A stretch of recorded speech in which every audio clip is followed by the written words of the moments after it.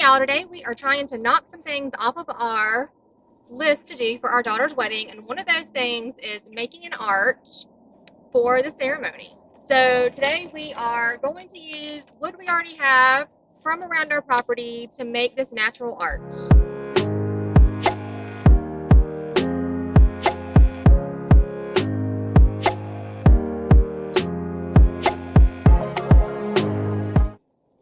So currently I have quite a bit of limbs and trees and stuff like that that have either fallen around the property or have been cut and trimmed, and I've stored all that stuff to the side. So now I'm going to take all of that wood and repurpose it. A lot of times we'll burn a lot of wood and we'll cut up a lot of stuff to for the fireplace in the house. But in this case, we saved it because we had a pretty good idea that we were going to try and do something similar to what we're getting ready to do today.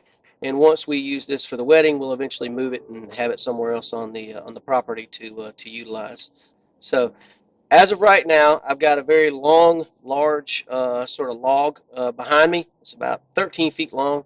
I'm going to get that one cut up, trimmed up, and get the base for our, we'll call it our natural wood arch.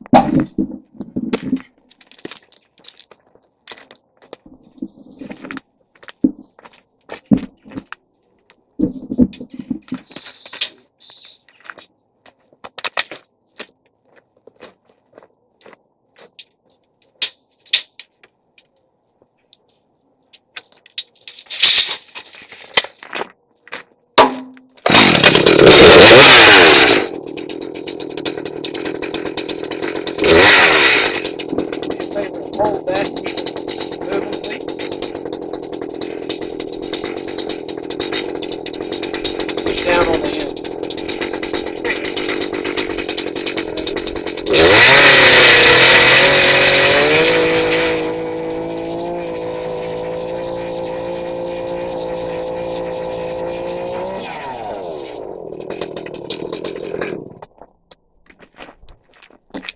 All right.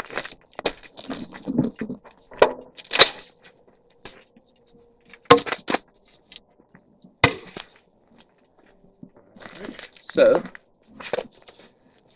I'm going to have 4 corner posts.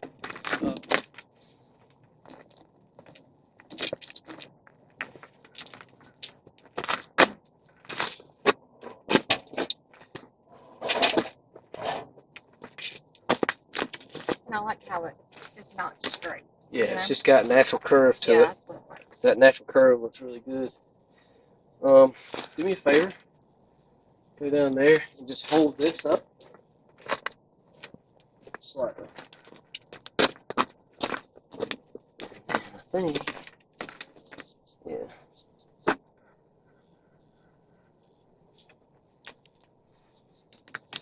I lost my sunlight, so I couldn't see the shine on the.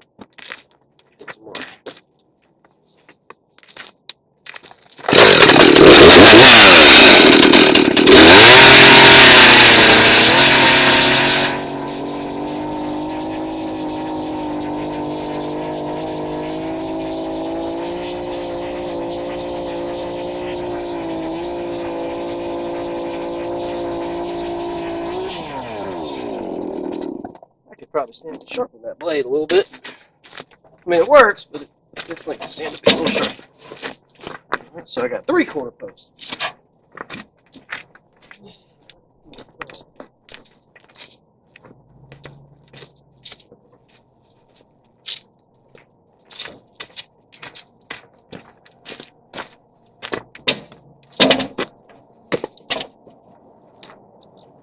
Sweet. So if you come on this side for me, and all I'm going to do again. Yeah, just all you're doing is pushing down right here. Keep it from rolling back on me. It ain't got to be perfect, but it'll give me a good, well, it'll give me halfway equal measurement. I mean, the wood itself, you know, it curves and stuff. It's got natural. Perfect. Yes, but that's what you want. You don't want it to be. Not everything's going to be perfect. Just give you what you're looking for.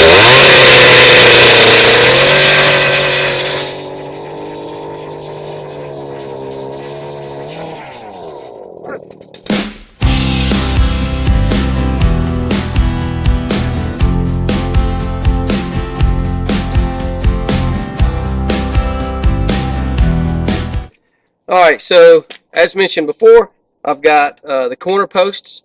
So now I'm going to take and bond these corner posts together. So I'm going to put 3 sections. I'm going to put one here, and I'm going to put one, or horizontal pieces. I'm going to put one there, one in the middle, and one at the top. And that basically sort of gives me one side of the structure. And I'm going to do the same thing with the other side. So then I'll actually have 2 sides to the structure, walls, if you will. And then we'll eventually take and get them the arches put across.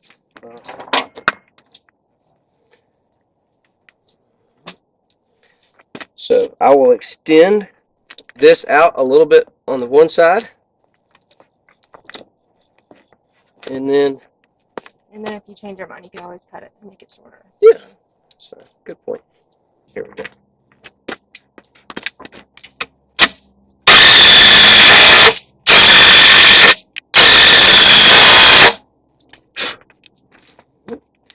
One down. Pick up on that for me, please. Slide this way. Make this even. So I'll set that right there. Yeah, that's a good idea. Hold that there to keep that from falling on me or falling off.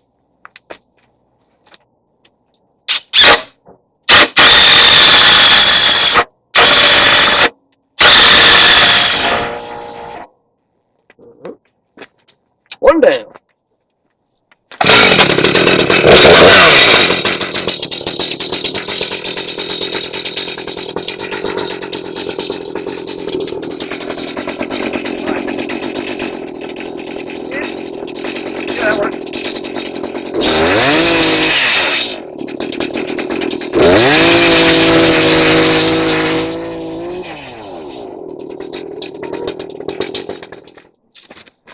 Now, what man doesn't want their wife handling a chainsaw? Give me. Well, I can get the ones on the ground in a bit. I just need 2, 3.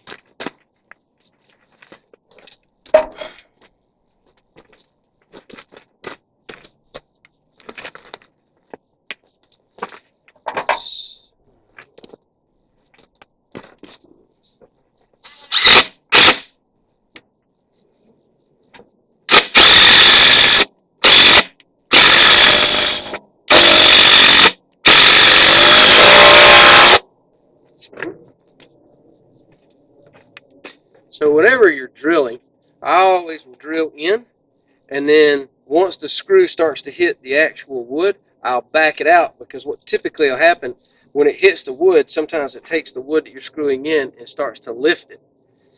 In this case, once it hits the penetration mark, if I back it out and set the wood down on top of the other wood, it will then sink all the way in and bond it tighter, instead of it lifting the wood, then sinking in and trying to bond, because it doesn't always go flat against it when you don't sort of pull it out and go back in.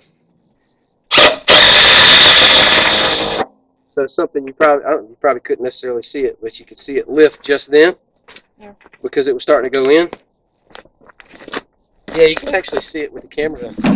See, there's a gap that goes right down in here. Yeah, let me see it. So now there's a gap right here. That's because when the screw went in, it pushed this piece of wood here. It pushed this wood up. So by then turning around and taking, as I mentioned before, it brings it back down tighter. And then it sinks it in and brings it all together nice and tight.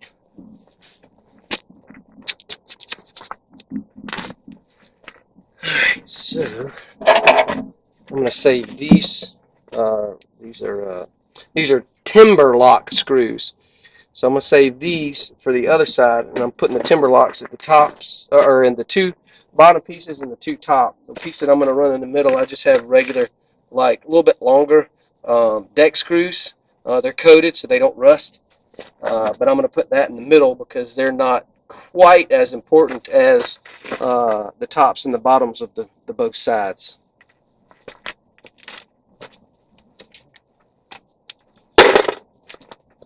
So in this case, I'm going to cut it right here.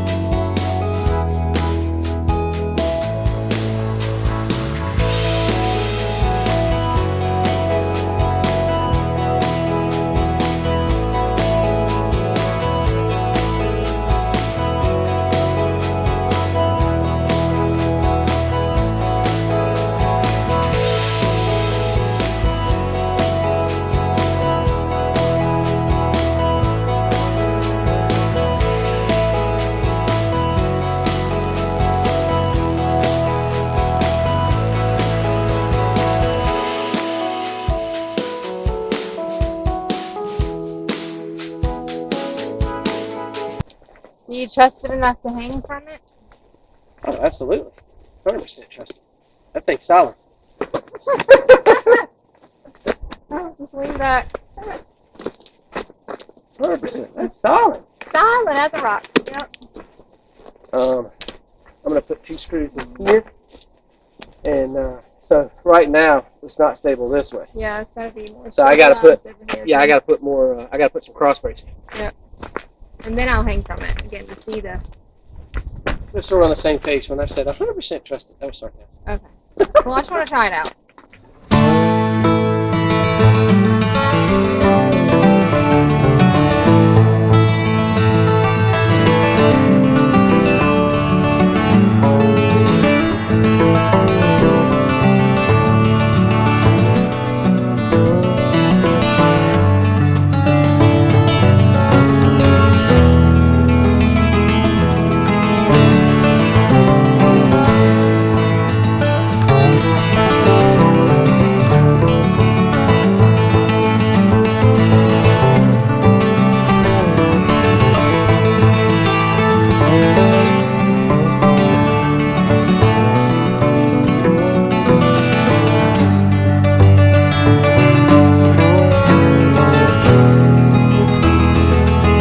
Do you think this can hold me yet?